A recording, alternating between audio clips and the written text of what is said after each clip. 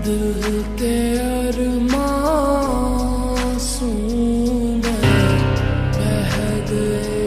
কি রান্না করছো? সবজিতে লবণ দাও নাই কেন? এটা মুখে নেওয়ার কোনো তরকারি হয়েছে? ঢং করতেছো? বাবার বাড়ি থেকে সারা জীবন এরকম সংসারে ঢং করে বেড়াইছো নাকি কখনো রান্না করে ঢুকছো? এত চিৎকার করছেন কেন? একটু লবণ দিয়ে খেলেই তো হয়। তোর কাছ থেকে এখন আমার খাওয়া শিখতে হবে? আমি চিৎকার করতেছি? কি ব্যাপার? তুমি এটা আমার মুখে মারলা কেন? তো কি মিশছে? আমার রুমের মধ্যে আমি দেখে নিচ্ছি সেখানে রাখবো। কিছু এরকম তর্ক করো কেন? হ্যাঁ, কি সমস্যা? কিছু এরকম তর্ক করো কেন? আই স্পৃহা, হ্যাঁ বলো। আই বলো মানে কি? এখানে আসো।